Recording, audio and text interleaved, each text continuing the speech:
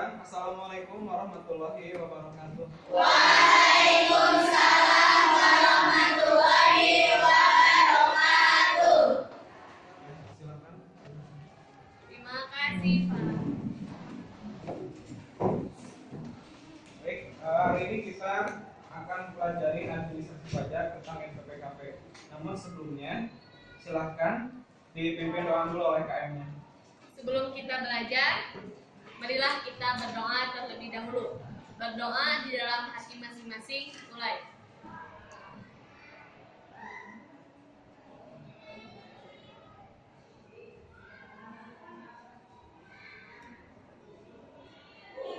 Berdoa cukup. Untuk hari ini, dilihat kanan kirinya ada teman kalian yang tidak masuk. Ada, Pak. Siapa yang tidak masuk hari ini? Risma Rahmatunisa sama Tasya. Risma sama Tasya. Kenapa? Sakit. Sakit. Oh, ya. Kita doakan mudah-mudahan teman kita yang sakit, mudah-mudahan semoga lekas sembuhkan ya. Amin. Baik, kelihatannya ini udah jenuh ya, karena udah siang. Pelajaran jam-jam terakhir kalian sudah lesu. Nah, untuk itu sebelumnya kita ada SPT dulu ya. Semuanya boleh berdiri. Nah, kita akan mengadakan senam otak ya. Nah, lihat aba-aba dulu dari Bapak ya, aba-abanya. Nah, tangan kanan gini ya, mau nembak gini. Tangan kiri satu, tembak satu. Apabila Bapak tembak satu, berarti kalian harus gini. Ya, tembak satu. Nah, gini. Ya. Tembak satu. Tembak dua, langsung kalian jadi dua ya. Tembak dua. Ya. Siap. Nanti tembak 4 sampai tembak 5. Jadi harus terus gini. Misalnya tembak satu, terus gini. Tembak dua. Ya. Siap. Nah, sekalian untuk hari ini kita akan membuat blog yang salah. Bapak suruh ke depan. Ya. Untuk memimpin nanti kelompok 1, 2. Ya. Baik, kita mulai. Siap ya? Siap. Mulai dari tembak 1. Tembak 1. Ya. Tembak 2.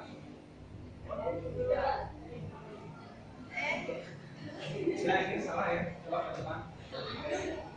Mungkin ya nanti cuma menyebutkan tembak 1, tembak 2, mau tembak 4, mau 5 sampai 5. Nah, yang salah nanti suruh ke depan, nanti diganti dia mau memimpin.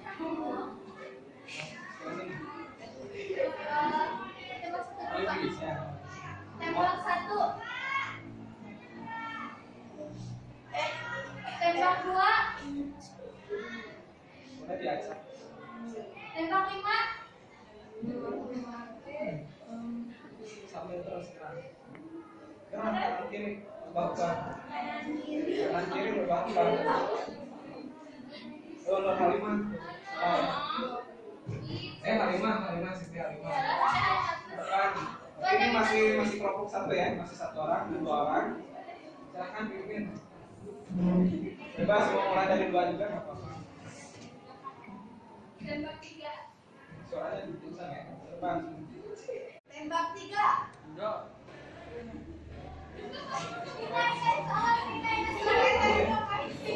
Kita pindah. Tembak 1.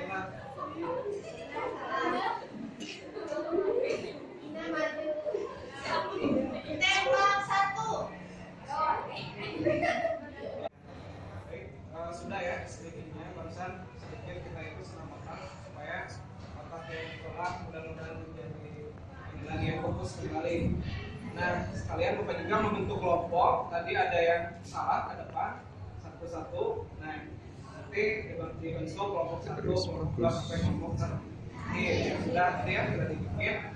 Nah, untuk sekarang sebelumnya Bapak akan menyampaikan kompetensi dasar dan tujuan pembelajarannya ya. Dilihat terlebih dahulu.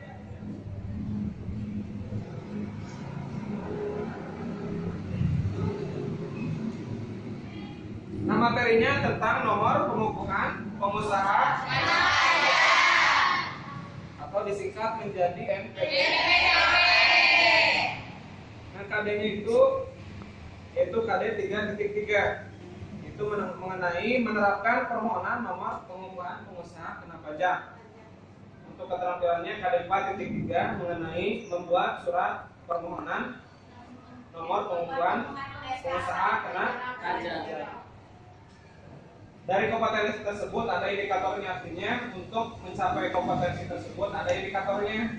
Pertama, dari aspek pengetahuan, kalian harus bisa menjelaskan pengertian pengusaha kena pajak, menjelaskan pengertian NPWP, mengidentifikasi fungsi-fungsi NPWP, mengidentifikasi syarat pengajuan untuk menjadi pengukuhan NPWP, mengidentifikasi prosedur permohonannya untuk menjadi pengusaha kena pajak. Keterampilannya kalian bisa membuat permohonan NPWP.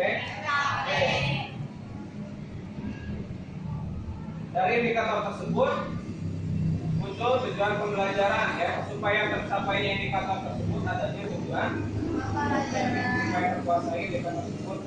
Nah, inilah dengan tujuan pembelajarannya.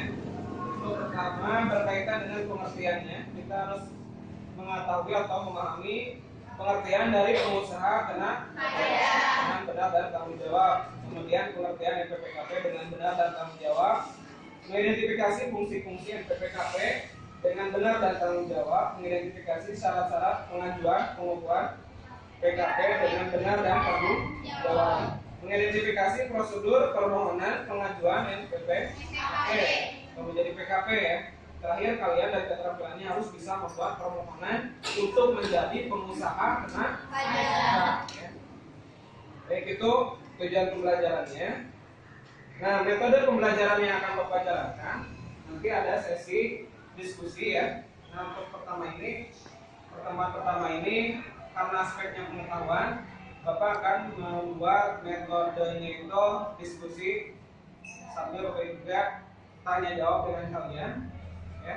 Nanti untuk keterampilannya ada penugasan dari Bapak, ya, dari LKS yang sudah Bapak bagikan. Nanti kerjakan ada surat permohonan untuk dikukuhkan menjadi pengusaha kena pajak. Nanti diisi formulirnya, ya. Ambil di bimbing Bapak, ya. Baik, itu. Untuk selanjutnya model diskusinya dengan metode pembelajaran atau model pembelajaran pisau, ya. Jadi nanti ada tim ahli, ada kelompok asal, ada kelompok ahli, ya. Nah, sebelumnya Bapak sudah membagi kalian dengan beberapa kelompok, ya, tadi dengan adanya speaking sambil Bapak membuat kelompok. Nah, sekarang silakan kalian membentuk kelompoknya masing-masing. Ya, baik, kalian sudah di kelompoknya masing-masing? Sudah. Untuk sekarang ini adalah kelompok kalian asal, ya. Kalian harus mengingat bahwa ini adalah kelompok asal kalian, ya. Nah, sesudah itu kalian sudah membagi materi, ya? Sudah, ya. Nanti materi pertama tentang menjelaskan pengertian pengusaha kena pajak. Di sini ada siapa? Aryani, ya. Menjelaskan pengertian PPKP. Ani, ya. Mengidentifikasi fungsi-fungsi NPWP. Tidak. Ya, biar kemudian mengidentifikasi syarat-syarat pengajuan PPKP. Ada Ina. Mengidentifikasi prosedur permohonan PPKP. Itu 5, ya. Kelompok yang lain juga sudah mengambil, ya, satu materi. Tiap tim itu ada 5 orang dan 5 orang tersebut ngambil satu materi, ya. Tapi tidak boleh sama dengan ya. Baik, karena sudah memegang nomornya masing-masing, materi yang harus dikuasai, berarti ada tim ahlinya masing-masing, ya, tiap nomor. Nah, sekarang silahkan kalian berembuk dengan teman yang nomornya sama, ya, materinya sama.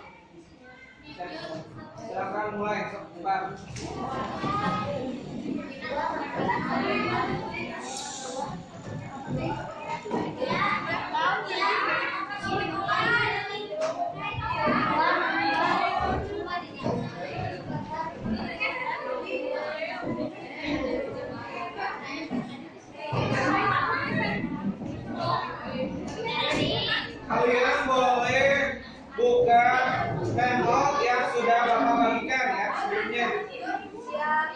Kemudian kalian juga sebagai tim ahli bisa searching di internet. Jadi ingin mematangkan materi, saya mau baca email silakan.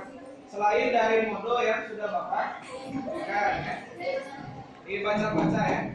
Nah, tim ahli silakan berdiskusi mengenai materi yang sudah dibagikan. Pak, boleh buka Boleh silakan. Sama handout yang sudah Bapak berikan silakan bagikan. Nah, kalian diskusi nanti ahli ini untuk mematangkan materinya. Yang pertama, apa itu pengertian dari pengusaha kena pajak, kemudian pengertian dari NPPKP. Yang nomor 3 mengidentifikasi fungsi-fungsi NPPKP. Nomor 4 mengidentifikasi syarat-syarat pengajuan pengukuhan NPPKP ya. Terakhir mengidentifikasi prosedur permohonan NPPKP. Nomor 1 mana? Silakan diskusi mengenai nomor 1. Nomor 2. Nah, silakan diskusi mengenai nomor 2. Nomor 3. Ya, silakan diskusi mengenai nomor 3. Nomor 4. Ya, silakan diskusi mengenai nomor 4. Nomor 5. Nah, itu kelompok nomor 5. Silakan diskusi mengenai nomor 5 ya. Kalian harus mematangkan materi di setiap nomornya karena kalian itu sekarang berkumpul sebagai tim ahli ya. Ya baik. Nah, dari hangout yang Bapak berikan, saya menemukan ini ada pengertian PKP, yaitu PKP adalah pengusaha yang melakukan penyerahan barang kena pajak dan atau penyerahan jasa kena pajak yang dikenai pajak berdasarkan undang-undang pajak pertambahan nilai dan pajak penjualan atas barang mewah serta perubahannya. Apa yang lain? Nah, kalau misalkan di sini ada penjualan atas barang mewah, apa saja yang termasuk dalam barang mewah? Barang mewah? Apa yang tahu? Yang termasuk barang mewah bisa kendaraan, tanah, gedung, apartemen, hotel, masih banyak. Jadi berarti tanah, gedung itu berarti kena pajak. Serta perubahannya, maksud dari perubahannya itu apa ya? Ada yang tahu? Barang mewah serta perubahannya. Coba mau searching, coba searching.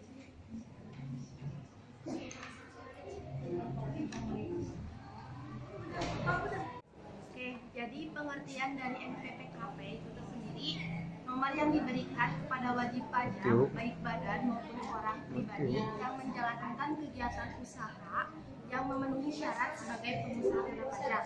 Nah, itu untuk pengertian NPPKP. Untuk SPPKP atau surat pengakuan pengusaha kena pajak adalah surat yang diterbitkan oleh kantor pelayanan pajak atau KPP yang berisikan identitas dan kewajiban bagi pengusaha kena pajak. Nah, itu untuk pengertian SPPKP.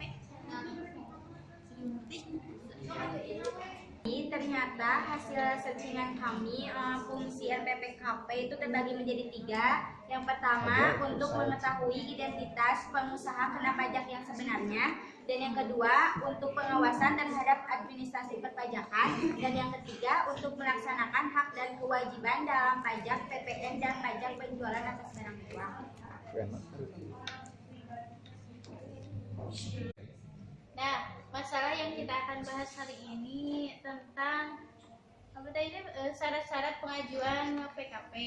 Nah, dari handout yang telah saya baca semalam, saya memperoleh bahwa syarat-syarat pengajuan PKP itu ada 2. 1, syarat subjektif, dan 2, syarat objektif.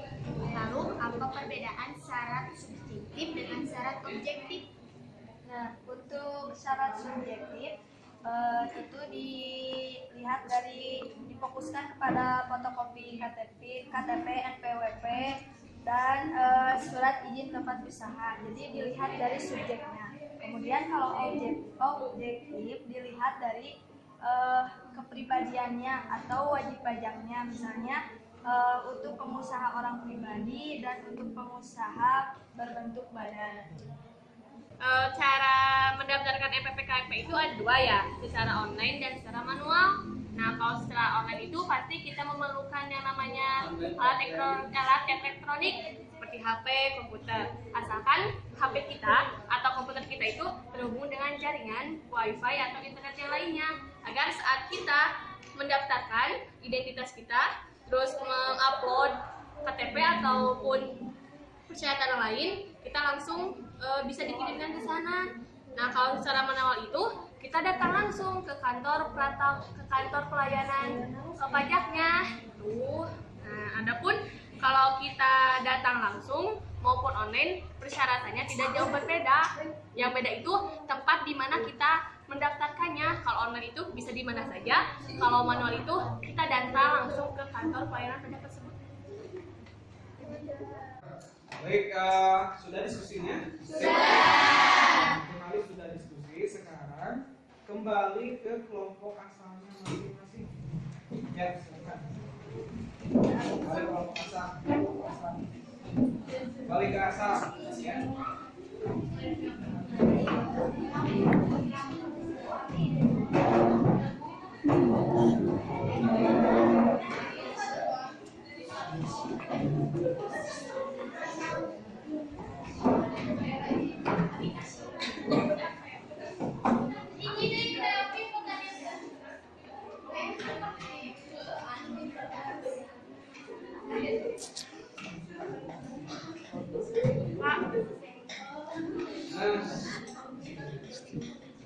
Nah, sekarang sudah kembali ke kelompok asal semuanya? Sudah.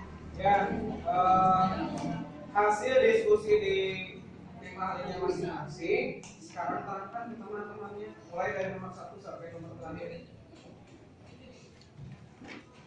Langsung jelaskan. Jadi kelompok yang lain membahas tentang pengertian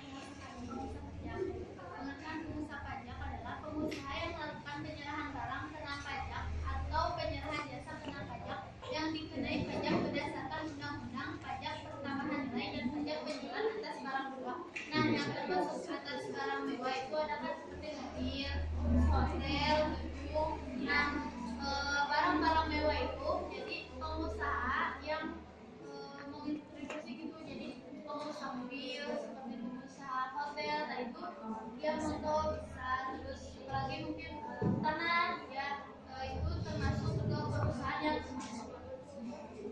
tapi ada pun yang tidak termasuk penjualannya itu tidak barang mewah tetapi dikukuhkan sebagai wajib kena pajak, pengusaha kena pajak itu karena perusahaan tersebut memiliki dikukuhkan menjadi pengusaha kena pajak oleh menteri. Ya, mungkin ada tambahan lain dan materi yang lain dari kelompok tadi. Ada yang kedua nomor pengusaha kena pajak. Nah, menurut yang tadi disebutkan, pengertiannya adalah nomor yang diberikan kepada wajib pajak terkait badan orang pribadi yang menjalankan kegiatan usaha yang telah memenuhi syarat sebagai pengusaha pajak. Nah, dalam SPKP tersebut terdapat surat pengukuhan pengusaha pajak. Nah, untuk pengertian surat pengukuhan NPPKP terdapat dua cara, yaitu secara online dan secara offline. Secara online-nya mendaftarnya melewati handphone, komputer. Daftarnya bisa di mana saja dan kapan saja. Terus secara offline-nya kita harus daftar mendatangi kantor NPPKP dengan membawa persyaratan yang telah ditentukan. Mungkin bukan ke kantor SPKP tapi ke kantor pelayanan Pajak. Ya, itu Bapak ingin mendengar, biar semuanya mengetahui, tim A1 Bagus silakan berdiri. Jelaskan bagaimana yang nomor 1 tadi ya, mengenai pengertian dari PKP. Boleh sambil berdiri. Nah, untuk pengusaha kena pajak yaitu pengusaha yang berdistribusi atau pengusaha yang melakukan penyerahan barang kena pajak seperti barang-barang mewah, yaitu seperti mobil, gedung ataupun hotel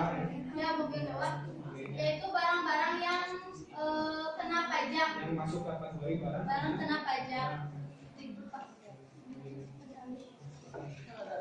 Jadi yang termasuk penguasa kena pajak ini pengusaha yang menjual barang kena pajak dan jasa kena Pajak. sesuai dengan peraturan undang-undang PPN. Ya.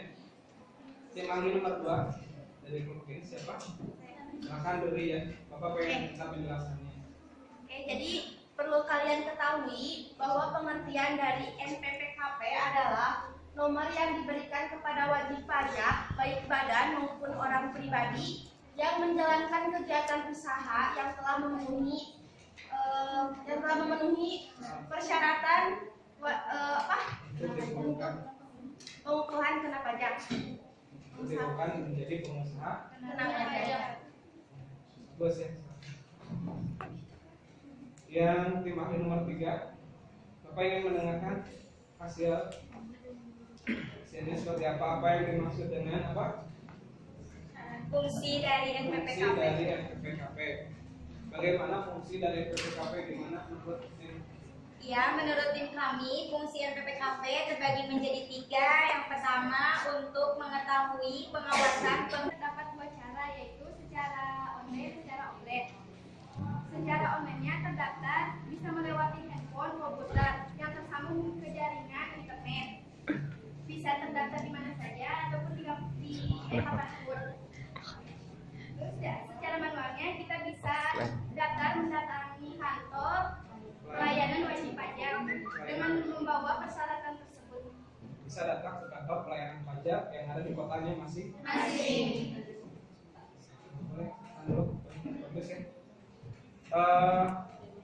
Selanjutnya sesi diskusinya sudah selesai. Silakan kembali ke bangkunya masing-masing seperti awal ya.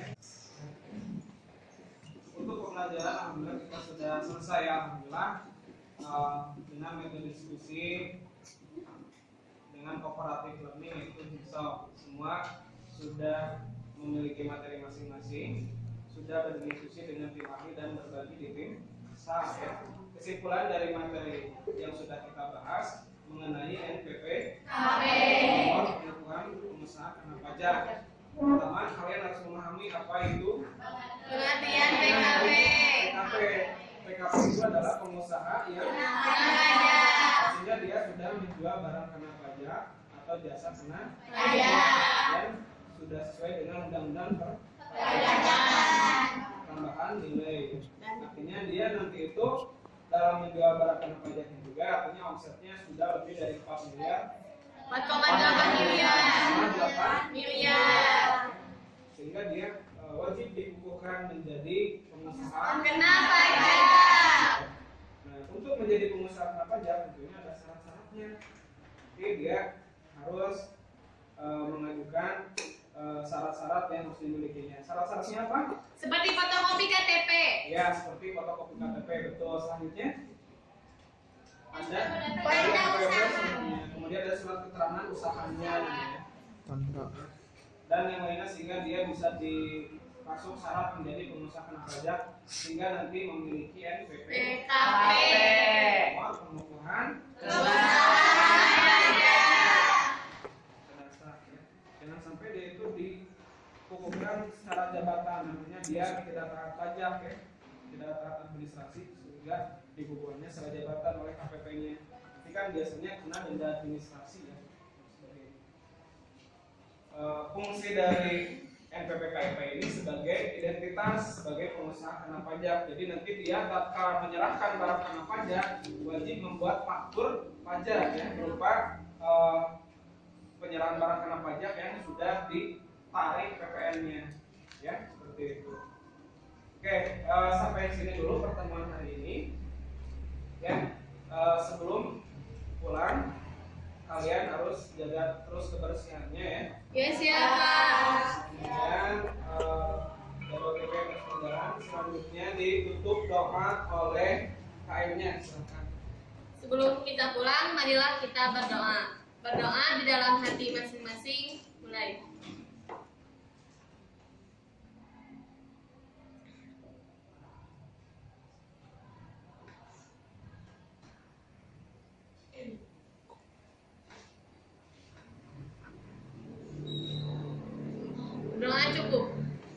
Mudah-mudahan bisa bermanfaat ya.